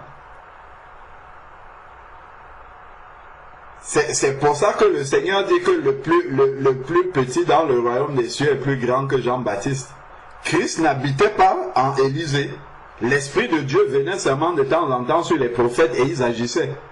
Là, on parle de quelqu'un en qui Christ n'habitait pas. Et nous avons Christ qui habite en nous. La sœur Florence a vraiment ouvert un boulevard. Notre problème, c'est la foi. C'est là le cœur vraiment de notre problème. C'est pour ça que nous raisonnons. Nous disons, dans tel circonstance, sous ma douche, je ne peux pas, au travail. C'est un problème en fait, ça présente notre incrédulité sur beaucoup de facettes, en fait. Je crois, c'est vraiment sur beaucoup de facettes, et vraiment que le Seigneur nous aide à croire ce qu'il a fait à la croix. Amen. Amen. Amen. Amen. Gloire à Dieu. Merci. Merci beaucoup. Amen. Amen. La sœur Francine. Amen. Père éternel, Dieu tout-puissant, éternel de gloire, éternel des armées, toi qui nous aimes, ô Dieu, pour nous réprimander, pour nous reprendre, pour nous enseigner et pour nous convaincre de péché. Père, nous te prions de nous pardonner à chaque fois que nous nous sommes égarés, loin de ton obéissance, loin de ce qui plaisait à ton cœur, à chaque fois, Éternel, où nous n'avons pas fait ce qui t'est agréable. Et nous te prions, Père, dans le sang précieux de ton agneau, de nous purifier de ce péché, afin que notre communion avec toi puisse être rétablie en esprit et en vérité. Père très saint, merci infiniment de nous donner ce don d'augmenter en nous ce don de foi éternelle, afin que nous te soyons agréables, car tu as dit, à la fin des temps, est-ce que tu trouveras encore de la foi? Merci de nous fortifier en cela, Père. Merci de nous bénir, merci de nous aider. Et aide-nous, Éternel, à ne pas tomber dans les ruses de l'ennemi, et convainc-nous, Éternel, dans tout ce qui est bon pour toi. Tu as dit que tu nous envoyais le Saint-Esprit qui nous enseignerait toutes choses. Nous avons confiance en toi, Père. Merci infiniment. Au nom précieux de ton Fils Jésus-Christ. Amen. Amen. Amen. Amen.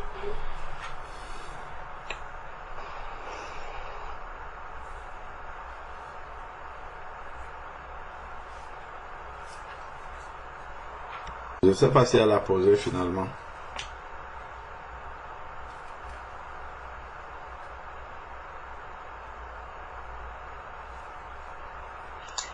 Non, frère, j'ai posé ma question. Après, tout ce qui a été ajouté, en fait. C'est parce qu'en fait, j'ai pas envie de revenir sur la même chose. Je crois qu'on a déjà parlé, en fait, suffisamment. Mais... Tu as eu ta réponse? Je vais pas mentir, non, frère. Parce que, en fait, le port du foulard, pour moi, en fait, même avant que je sois née de nouveau, en fait, n'a été institué par ma mère, et donc ça a été vraiment une acceptance pour moi. Et en fait, mardi, j'étais au travail, et en fait, j'ai un patient, j'étais en charge de ce patient. Donc, en fait, quand il me dit que le patient mourait, je prie toujours pour mes patients avant de sortir. On m'a dit qu'il mourrait, et on m'a dit qu'on a changé tous les antibiotiques, ça ne marche pas. On m'a dit que tous ces soins liés au service palliatif, ça ne marchait pas. Et en fait, j'ai éprouvé vraiment trop de compassion parce que en fait, sa femme était enceinte et elle avait un enfant d'1 an et demi aussi. Donc en fait, je suis allée dans sa chambre. Et quand je suis allée dans sa chambre en fait est la plus proche et elle est collée à celle du manager. Et ça me brûlait, et puis j'ai appelé la sœur Hélène par moi, m'a approché, dit, mais ça me brûle, j'ai tellement envie de prier pour cet homme, je ne sais pas. Tellement, en fait, il ne connaît pas le Seigneur, le prêtre est venu le voir et puis ils ont fait ce qu'ils ont fait dans la chambre, en fait. Je sais qu'il ne connaît pas le Seigneur. Je suis entrée dans sa chambre. Je lui ai dit, Marshall, depuis hier, je suis entrée dans ta chambre, en fait, j'ai envie de te poser une question. Est-ce que je peux prier pour toi? Et franchement, je sais que tu peux dire non, parce que en fait, c'est la loi ici. Oh, tu peux dire non, mais vraiment, j'ai eu cette envie de prier pour toi. Il m'a regardé, il a souri, il a dit, j'ai vraiment envie qu'on prie pour moi. Je n'avais pas de foulard, et il fallait que je prie. Et la porte ne pouvait même pas se fermer. Donc, en fait, j'ai bloqué la porte, et j'ai prié pour lui. Et en fait, il m'arrive parfois comme ça avec les patients, en fait, que je les vois seulement pour 2-3 minutes. C'est vrai, il faut toujours avoir le foulard, mais je me demande, c'est pas que je veux aller à la rencontre du Seigneur. Le voir pour moi, je l'aime, j'aime même porter, je porte tellement, ça me dérange pas. Mais c'est en fait dans cette situation-là, quand on a tout parlé, est-ce que j'ai fait mal de le faire? Parce que bon, c'est vrai, je suis rentrée, j'ai encore prié pour lui, parce que c'est ce que je lui ai dit à la fin de journée. Quand je vais rentrer à la maison, que poser, je vais encore plus prier pour toi. Mais à ce moment-là, j'ai vraiment eu envie de parler, parce qu'en fait, on lui a demandé, il avait 2 choix, il a dit qu'il préfère rentrer, mourir à l'hospice, parce qu'il ne veut pas mourir près de sa femme. En fait, ça m'a fait vraiment mal. Je ne sais pas, en fait. Donc, en fait, toutes les explications qu'on a données, j'ai compris alors que ma bonne dose de prière sera le matin, en fait, pour tous mes patients directement.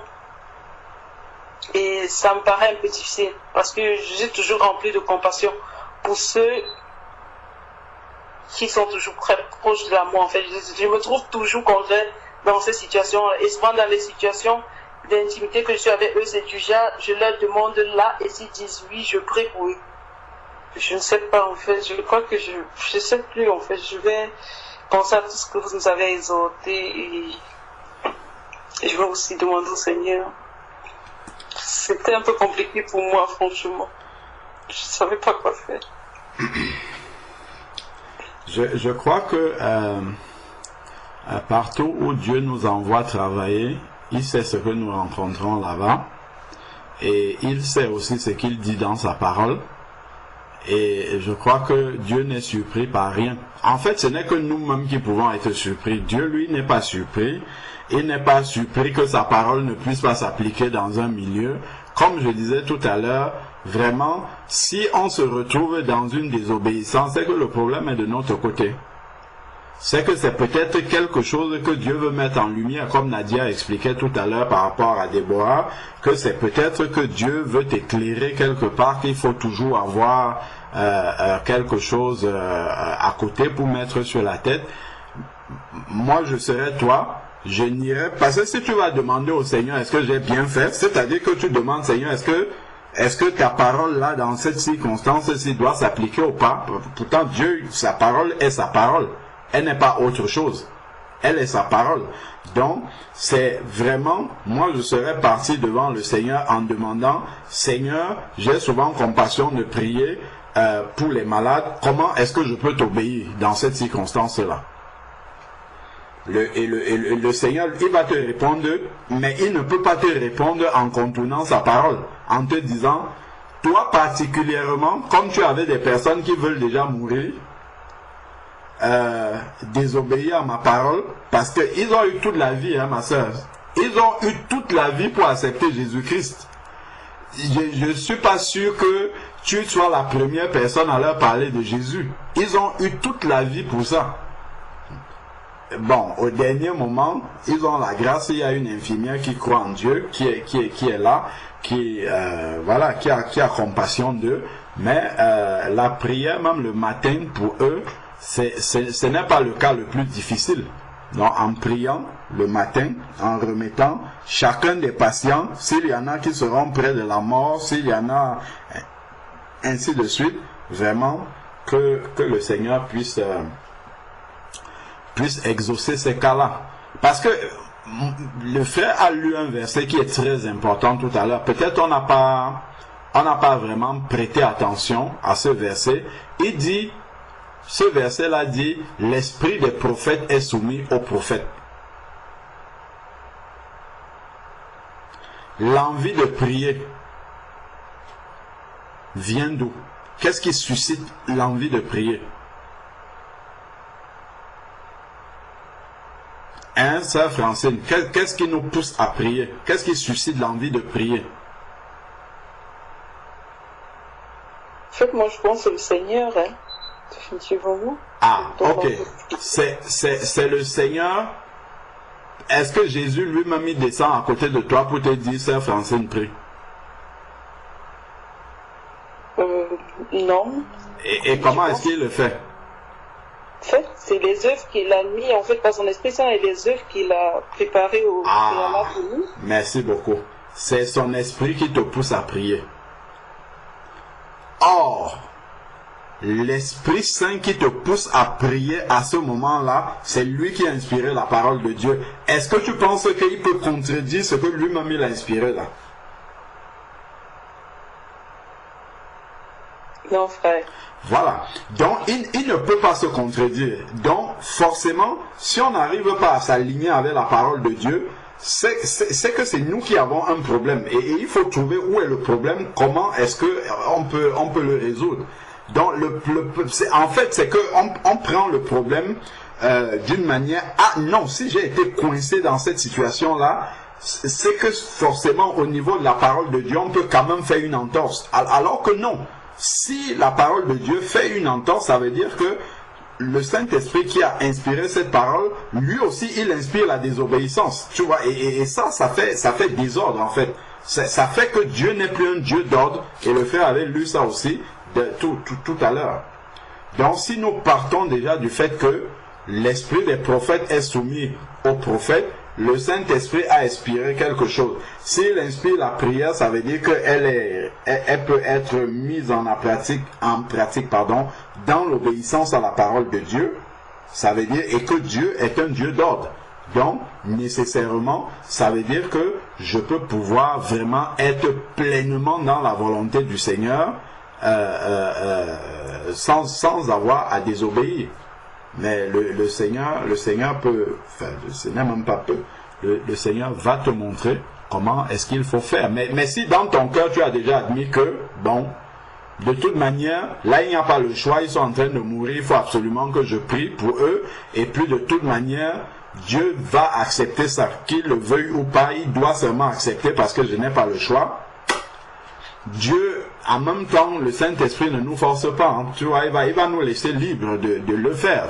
D'ailleurs, et puis les résultats même, j'entendais tout à l'heure, ah j'ai prié, tel a été guéri. Les résultats ne garantissent pas que on est dans la volonté de Dieu. Hein. Je crois que nous devons connaître beaucoup de femmes qui ont des ministères de puissance, qui prient pour les malades, qui prient pour beaucoup sans foulard, qui prophétisent la vérité. Et ça s'accomplit. Au nom de Jésus, ils guérissent les malades et font beaucoup de choses sans foulard, ça s'accomplit. Mais est-ce que c'est alors la volonté de Dieu maintenant qu'elle fasse ça? Non. Non, frère. Pourquoi? Parce que Dieu est bon. Nous avons lu là que, avant même de demander quelque chose au Seigneur, il sait ce que nous désirons et Dieu est tellement bon que parce que Dieu veut absolument guérir un malade, même si une femme vient pour prier au nom de Jésus, sans foulard, pour guérir un malade, parce qu'il s'agit de chasser les œuvres des ténèbres dans la vie de cette personne, Dieu peut guérir ce malade, sans problème, sans remettre en question, parce que tu n'as pas mis le foulard, il va guérir par compassion pour le malade. Mais, toi qui as fait ça, au dernier jour, il va revenir, c'est bien, c'est une bonne œuvre que tu as faite.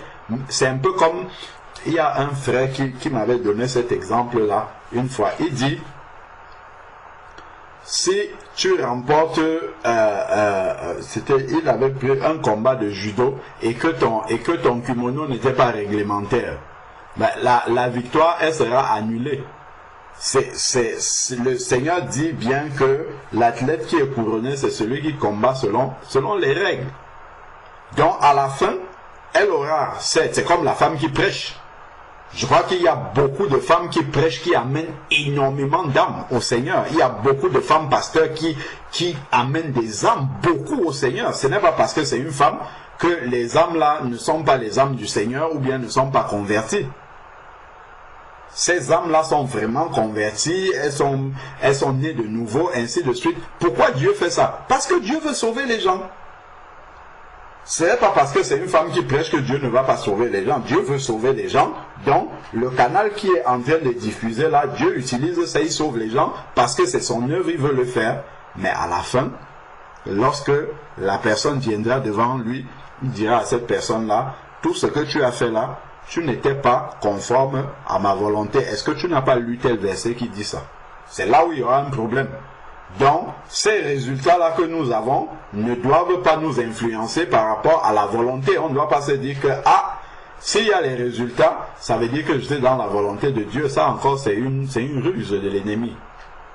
Voyons. Donc, il faut qu'on soit sage par rapport à ça et que nous puissions vraiment rechercher la volonté. Si le Seigneur voit que tu pries pour les patients tous les jours, Dieu va agir d'une manière même que toi tu ne vas même pas tu ne vas pas en revenir de la manière dont Dieu va agir. Tu peux aller juste soigner un patient ou bien juste faire, je sais pas moi, faire une transmission dans sa chambre, juste ta présence, juste le sourire que tu vas lui faire.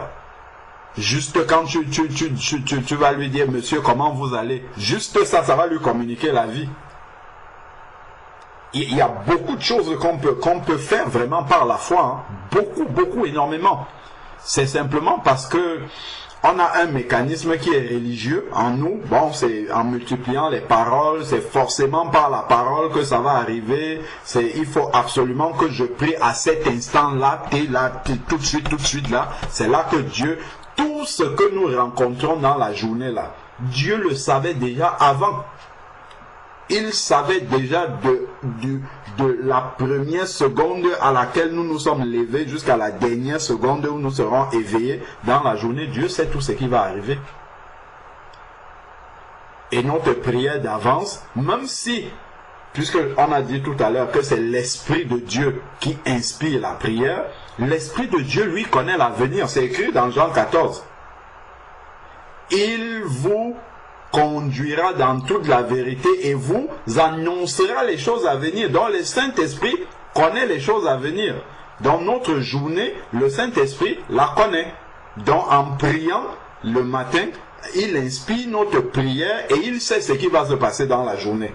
C'est parce que nous n'avons pas suffisamment, comme le frère disait, nous tous, hein, je ne m'exclus pas dedans, nous n'avons pas suffisamment confiance au Saint-Esprit qui nous inspire ces prières-là, ou bien nous le faisons rapidement, enfin en tout cas sans vraiment prêter attention, nous n'avons pas suffisamment confiance à ce Saint-Esprit qui sait tout ce qui adviendra dans la journée pour pouvoir lui confier toutes choses et le voir simplement à l'œuvre lorsqu'il sera en train d'agir.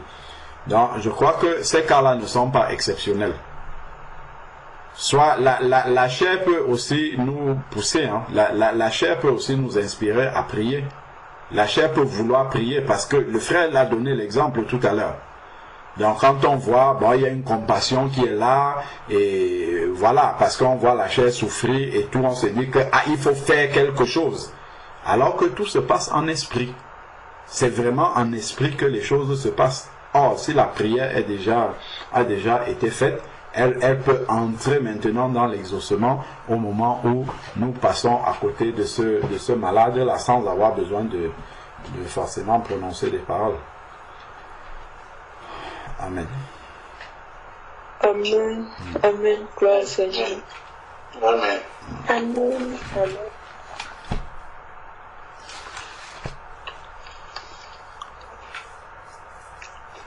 Après, j'avais encore une dernière question. Tu es sûr que c'est la dernière? Bon, je suis pas très sûre, mais... Voilà, dis que tu as juste une question. Parce que tu dis déjà la dernière. Peut-être la réponse va susciter une autre encore. Ok, ma soeur, on t'écoute. Bon, en fait, c'est